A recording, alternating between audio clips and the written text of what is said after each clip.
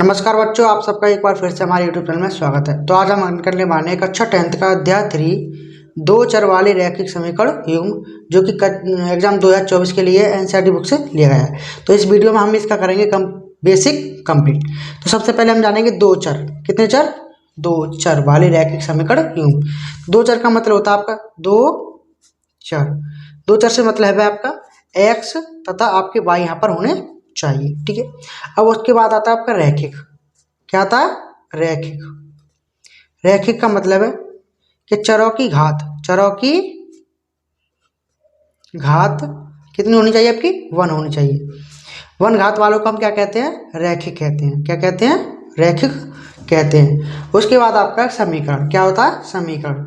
समीकरण से मतलब है आपका यहाँ पर कि आपके कोई जैसे मान लो एग्जाम्पल देते हैं x प्लस वाई बराबर 3। ये क्या आपका एक समीकरण बन जाएगा? क्या बन जाएगा? समीकरण। तो जहाँ पर क्या होगा? आपका समीकरण होंगे। लेकिन यहाँ पर यह अगला आपको जहाँ पर दिखाई दे रहा है आपका ये क्या युग्म है? क्या है? युग्म। युग्म का मतलब होता है आपका जोड़ा। क्या होता है? जोड़ा। तो यहाँ पर आपको क्या मिलेगा? समीकरणों का क्या मिलेगा? समीकरणों का जोड़ा होगा। क्या होगा? तो आपके चैप्टर का मतलब है दो चर वाले रैखिक समीकरण युग्म। दो चर से मतलब होता है आपका एक्स तथा वाई। रैखिक का मतलब है आपकी चरों की घात कितनी होनी चाहिए? 1 होनी चाहिए। एक घात वाले को हम क्या कहते हैं? रैखिक कहते हैं। समीकरण का मतलब है एक्स प्लस वाई इक्वल कितना 3 है। तो ये आपके क्या बन जाएगा? एक समीकरण है। और युग्म का मतलब है जोड़ा। आपको यहाँ पर कितने समीकरण होने चाहिए? 2 समीकरण कम से कम होने चाहिए। अब इसके बाद हम जानेंगे मानक रूप। क्या जानेंगे? मानक रूप। ठीक है। तो ये बन जाएगा आपका a1x b1y प्लस c1। ये बराबर हो जाएगा 0 के। ये बन जाएगा आपका समीकरण नंबर 1। कितना हो जाएगा? समीकरण नंबर 1 हो जाएगा। इस तरह से a2x plus b2y plus c2 बराबर आपका 0 हो जाएगा। ये हो जाएगा समीकरण नंबर 2।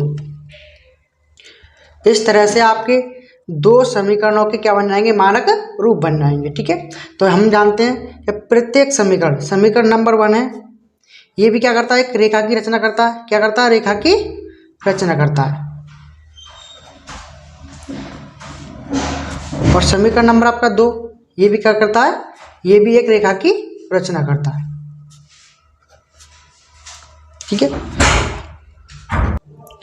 तो ये दोनों समीकरण आपकी क्या करते हैं? रेखा की रचना करते हैं। तो हम जानेंगे अब इसके बाद क्या जानेंगे? यहाँ से निकालेंगे इसके मान। तो यहाँ पर a1 मान मिलेगा आपको, यहाँ से मिलेगा b1 मान और c1।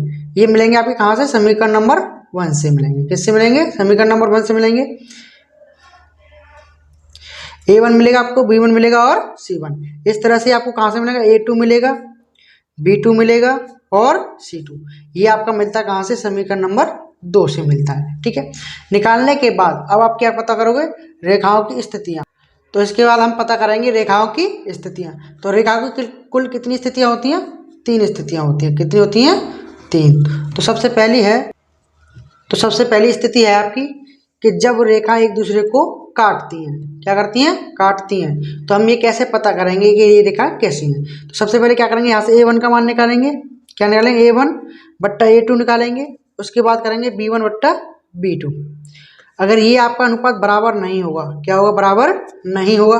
हम जानते हैं ये एक रैखिक समीकरण है और ये भी क्या? एक रैखिक समीकरण है। तो वहाँ से आप क्या करोगे? a1 बट्टा a2 not equal to b1 बट्टा b2। अगर आपका ऐसा अनुपात बनता है, क्या बनता है? बनता है। तो सबसे पहली बात, रेखाएं कैसे होंगी आपकी?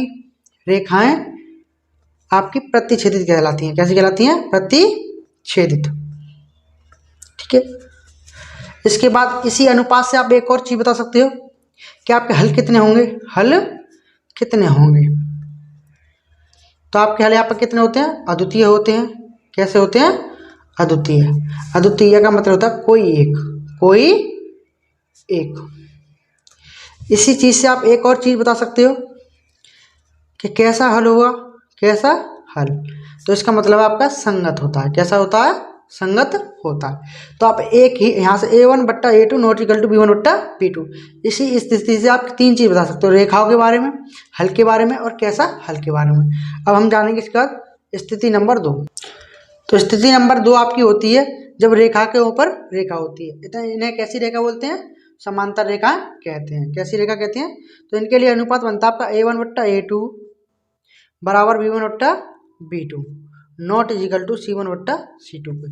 यदि इनका अनुपात ऐसा होगा तो रेखाएं कैसी होंगी आपकी? रेखाएं आपकी कहलाएंगी समांतर। कैसी कहलाएंगी? समांतर कहलाएंगी। कितने हल होंगे? सबसे पहली बात आप यहाँ पर रेखाओं के बारे में बता सकते हो, उसके बाद आप इससे अनुपात का देखकर बता सकते हो यहाँ से हल के बारे में। तो हल कितने होंगे? कोई नहीं, कोई नहीं। समांतर रेखाओं के लिए कोई हल नहीं होता क्योंकि वो एक दूसरे को किसी बिंदु पर नहीं काटती हैं। इसके बाद आप बता सकते हो कैसा हल होगा, कैसा हल होगा। तो यहाँ पर आपका हल असंगत होता है। कैसा होता है?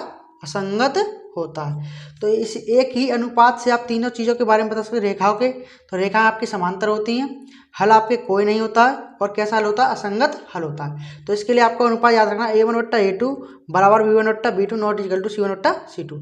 अब इसके बाद हम जानेंगे स्थिति नंबर 3। तो स्थिति आपकी तीसरी होती है जब रेखाओं के ऊपर रेखा होती है। तो ऐसी रेखाओं को हम समपाती रेखा कहते हैं। क्या कहते हैं? समपाती रेखा कहते हैं। तो इसके लिए आपका अनुपात बनता है A1/A2 बराबर B1/B2 बराबर होता है आपका C1/C2। अगर ये आपके तीनों अनुपात बराबर होते हैं, कैसे होते हैं? बराबर, तो रेखा आपकी कैसी होती हैं? रेखा आपकी होती हैं समपाती। समपाती होती हैं। कितने हल होते हैं आपके? कितने हल? यहाँ पर अनेक हल होते हैं, अनेक हल अपरिमित रूप से। कैसा हल होगा आपका? कैसा हल होगा? कैसा हल होगा आपका? तो यहाँ पर आपका हल संगत होता है। कैसा होता है? संगत। संगत से मतलब होता है आप एक्स वाई के मान आसानी से निकाल सकते हो। तो अब दोस्तों इसके बाद हम जानेंगे बच्चों, समीकरणों को हल करने की विधियाँ। समीकरणों को हल करने की विधियाँ।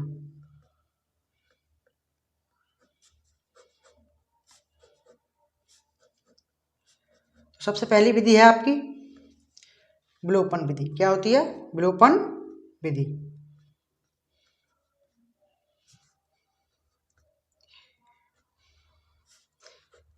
विलोपन विधि का मतलब होता है कि किसी एक्स तथा वाई को समान कर कर गायब करना। क्या करना? गायब करना। यहाँ पर आप क्या करते हो कि किसी एक्स तथा वाई को समान करते हो। क्या करते हो? समान करते हो, और उनके चिन्हों को बदलकर आप उन्हें क्या कर देते हो? गायब कर देते हो। तो विलोपन विधि का मतलब होता है गायब करना। जैसे एग्जाम्पल में आप देख सकते हो कि यहाँ पर आपका एक्स प्लस वाई बराबर 4 है। कितना है? 4 है। ये आपका बन गया समीकरण नंबर 1। ये आपका 2x प्लस वाई बराबर हो गया आपका 2। ये आपका समीकरण नंबर 2। सबसे पहले आपका क्या काम है? एक्स तथा वाई को करोगे आप समान। क्या करोगे? समान करोगे। तो यहाँ पर आप देख सकते हो वाई आपका कैसा समान है, लेकिन अब क्या करेंगे? यहाँ से इनके चिन्हों को बदल देंगे। ये माइनस का हो जाएगा, ये भी माइनस का, ये भी क्या हो जाएगा? माइनस का हो जाएगा। वाई आपका कट जाएगा, तो वाई यहाँ से क्या हो गया? गायब हो गया। यहाँ पर बचेगा आपका माइनस का एक्स, और यहाँ पर बचेगा 2। तो एक्स बराबर कितना बचेगा? माइनस का 2 हो गया। कितना हो गया? माइनस का 2 हो गया। अब क्या करेंगे? वाई के मान निकालने को हम क्या करेंगे? एक्स का मान रखोगे समीकरण नंबर 1 में। तो समीकरण नंबर 1 है आपका 4। अब इसमें रखोगे एक्स का मान, तो एक्स का मान कितना? माइनस का 2 है। अब 2 को पक्षांतर करोगे तो वाई बराबर कितना हो जाएगा? 4 प्लस 2। तो कितना मान हो गया आपका? 6 हो गया। तो वाई का मान कितना हो गया आपका? 6। एक्स का मान आपका माइनस का 2 हो गया, वाई का हो गया प्लस का 6। तो ये विधि आपकी कौन सी विधि है? ये आपकी विलोपन विधि होती है। कौन सी विधि होती है? विलोपन विधि। इसके बाद अपनी अगली विधि आती है आपकी प्रतिस्थापन विधि। प्रतिस्थापन विधि। तो इस विधि में आप क्या करते हो? इस विधि का मतलब है स्थापित करना। क्या करना? स्थापित करना। विलोपन विधि में हम क्या करते हैं? स्थापित करते हैं। जैसे एग्जाम्पल में आप देख सकते हो, यहाँ पर आपका एग्जाम्पल है एक्स प्लस वाई बराबर 4। कितना? समीकरण नंबर 1 हो जाएगा आपका। ये हो जाएगा एक्स माइनस वाई बराबर 2। ये हुआ समीकरण नंबर 2। अब आप क्या करोगे? समीकरण 1 या समीकरण 2 से निकालोगे एक्स का मान या वाई का मान। तो यहाँ से निकालोगे समीकरण 1 से, समीकरण 1 से क्या करोगे, एक्स का मान निकालोगे आप, तो एक्स बराबर हो जाएगा आपका 4 माइनस वाई, 4 माइनस वाई का मान। समीकरण किससे निकाला है आपने, 1 से निकाला, तो हम किस में रखेंगे, 2 में रखने पर, 2 में रखने पर। तो आपका समीकरण नंबर 2 कितना है, समीकरण नंबर 2 है एक्स माइनस वाई बराबर आपका 2 है। ये आपका समीकरण नंबर कितना था, 2। अब एक्स की जगह कितना रखोगे, वाई माइनस 4, तो वाई कितना है, ये हो जाएगा। यहाँ से मिल गया आपको, देखो ये 4 माइनस 4 वाई बराबर 2 हो जाएगा। यहाँ पर हमने किसका मान रख दिया, एक्स का मान रख दिया। ये हो जाएगा 4 माइनस का 2 वाई बराबर 2। 4 को पढ़ेंगे 75, तो ये आएगा माइनस का 2 वाई, 2 माइनस 4, तो 2 वाई बराबर कितना बचेगा, माइनस का 2 बचेगा, माइनस से माइनस कट जाएगा, 2 को करेंगे 75, तो 2 किस में जाएगा, आपके भाग में जाएगा, तो ये कट जाएगा, कितना बचा 1। वाई का मान हो गया 1। और वाई का मान समीकरण 1 या 2 में आप रख सकते हो, 1 में भी रख सकते हो और 2 में भी रख सकते हो। तो ये हम रखेंगे किसमें, हम रखेंगे 1 1, तो 1 आपका ये था, यहाँ पे रखोगे वाई का मान, तो x प्लस 1 बराबर 4, तो यहाँ से कितना बन जाएगा 4 माइनस 1, तो x का मान कितना मिल गया आपको, 3 मिल जाएगा। ये आपकी कौन सी विधि होती है, ये आपकी विधि होती है प्रतिस्थापन विधि। अब इसके बाद हम अगली विधि सीखेंगे, तो अगली विधि है आपकी बीजगणन विधि, ठीक है। तो इसके लिए क्या करोगे आप, जैसे मानते हैं हम मानक रूप जानते हैं, क्या जानते हैं, मानक रूप क्या होते हैं समीकरणों के, तो वो होते हैं आपके a1x plus b1y plus c1 is equal to 0, ये आपको बन जाता है समीकरण नंबर 1। इस तरह से a2x plus b2y plus c2 is equal to 0, ये आपका हो जाता है समीकरण नंबर 2। तो इसके लिए क्या कर दो, इस विधि के लिए आप क्या करोगे, सबसे पहले निकालोगे इनके गुणांक, तो a1 का मान निकालोगे आप, b1 का मान निकालोगे और c1 का मान निकालोगे। इस तरह से आप क्या निकालोगे, a2 का मान निकालोगे, b2 का मान निकालोगे और c2 के मान, तीनों मान निकालने के बाद आपको क्या करना है कि यहाँ पर रखना x, कितना रखोगे x, तो ये बना जाएगा b1 c2 minus c1 b2 बराबर, यहाँ पर रखोगे आप y, तो ये हो जाता है आपका a1 c2 minus c1 a2, और यहाँ पर हो जाएगा 1, ये हो जाएगा आपका a1 b2 minus b1 a2। इस तरह से आप मान रखकर अब क्या करोगे, यहाँ पर इनके मान निकालने के बाद आप यहाँ पर रखोगे इनके मान और इनकी तुलना कर दोगे 1 वाले भाग से। एक बार x की तुलना करोगे, एक बार y की आप तुलना करोगे, तो यहाँ से आप आसानी से आंसर को निकाल सकते हो। तो इसके बाद अगली विधि है, अगली विधि होती है आपकी ग्राफीय विधि। इस विधि में आप क्या करोगे, जैसे समीकरण आपके 2 होते हैं, तो समीकरण से वहाँ से x और y के मान निकालोगे, x के मान निकालोगे आप, x का मान निकालोगे और y का मान निकालोगे। y के इस तरह से आप समीकरणों से क्या करोगे, 2 2 मान निकाल कर क्या करोगे, 2 2 मान निकाल कर आप बनाओगे ग्राफ, क्या बनाओगे यहाँ पर ग्राफ, ठीक है। तो इस पर हम ग्राफ को क्या कहते हैं, इसे एक्स अक्ष बोलते हैं, क्या बोलते हैं, एक्स अक्ष, इसे बोलते हैं हम y अक्ष।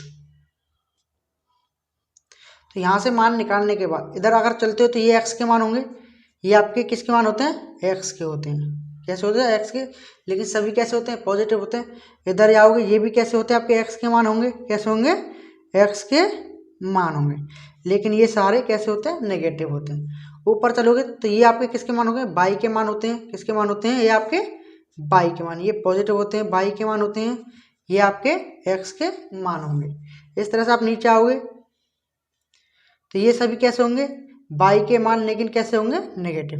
तो इनमें भी आप क्या करोगे कि प्रत्येक समीकरण से x और y के मान निकालकर, क्या निकालकर, मान निकालकर आप इसमें रख दोगे, तो यहाँ से आपको ये विधि आप आसानी से भी हल कर सकते हो।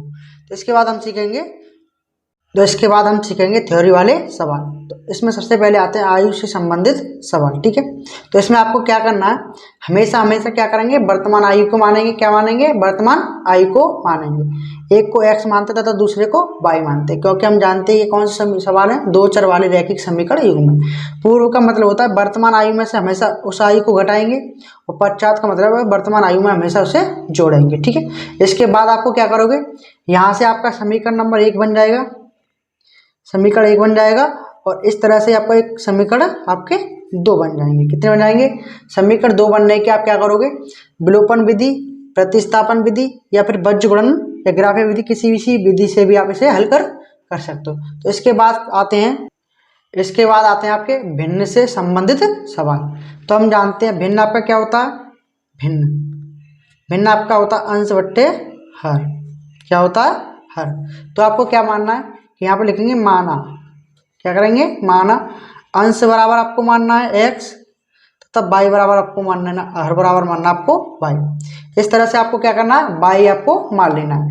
स्थितियाँ आपकी दो हो सकती हैं। पहली स्थिति हो सकती है कि आप हर में जोड़ सकते हो, घटा सकते हो, या फिर अंश में आप जोड़ सकते हो, घटा सकते हो। स्थिति आपकी ऐसी बन जाएगी। सेकंड स्थिति भी आपकी ऐसे ही बनती है कि आप हर में क्या करोगे, जोड़ोगे या फिर घटाओगे। यहाँ से आपका समीकरण नंबर 1 बनेगा पहली स्थिति से, और यहाँ से बनेगा आपका समीकरण नंबर 2 बनने के बाद आपको क्या करना है, आप किसी भी विधि से इन सवालों के हल आप आसानी से कर सकते हो। इसके बाद आते हैं आपके नंबर 3 पर। नंबर 3 पर आते हैं आपके गिनती वाले या फिर किलो वाले सवाल। तो इसमें आप क्या करोगे कि मानोगे, आपके माना, ठीक है। हमेशा क्या करते हैं, एक किलो की वैल्यू मानेंगे, की वैल्यू को आप मानोगे, ठीक है। या फिर क्या करोगे, 1 किलो हो सकता है आपका, किलो हो सकता है। यहाँ पे अगर किलो की बात करें तो 1 किलो की वैल्यू मानेंगे। अगर आपसे गिनती की बात करें, जैसे एक गेंद है आपका, एक बॉल है, तो 1 इकाई की वैल्यू मानेंगे। किसकी मानेंगे, 1 इकाई की वैल्यू आप मानोगे, ठीक है। तो क्या करोगे, यहाँ से एक को क्या मानेंगे, x मानेंगे, तथा दूसरे को हम y मानते हैं। क्या करेंगे, माना, ठीक है। यहाँ पर 1 इकाई की, आप किलो की बात करें तो आपको 1 को माना है, 1 की माना है, और किलो की बात करेगा तब भी आपको 1 का माना, इकाई की बात करेगा तब भी आपको 1 की ही माननी, ठीक है। मानने के बाद आपकी स्थिति आपकी हो जाती है।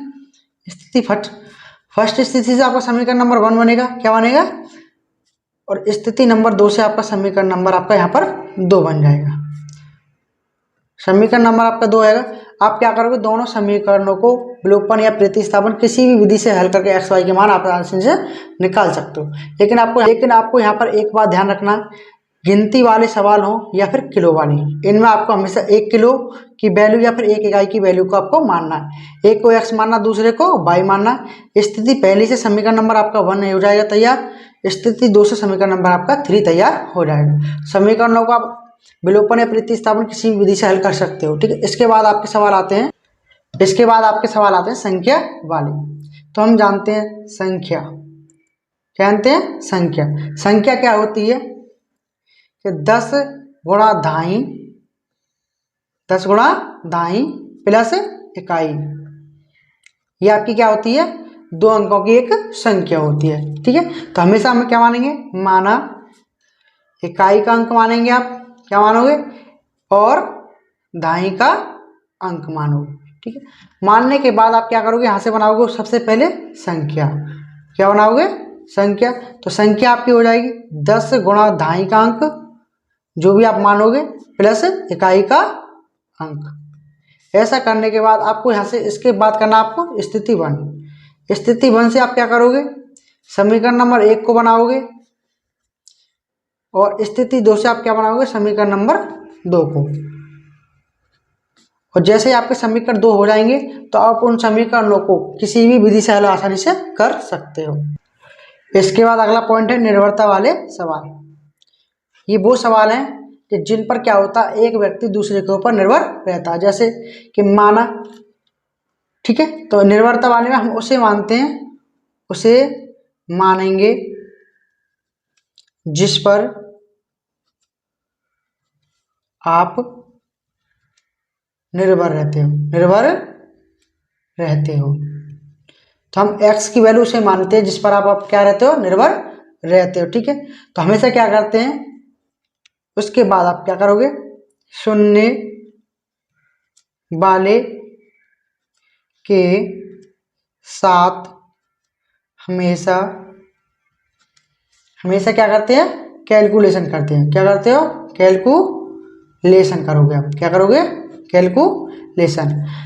निर्भरता वाले सवालों में आप उन्हें मानोगे जिस पर आप निर्भर रहते हो, और शून्य वाले के साथ हमेशा कैलकुलेशन करते हैं, जिससे क्या होगा, दोनों पक्ष बराबर हो जाते हैं। दोनों पक्ष बराबर हो जाते हैं।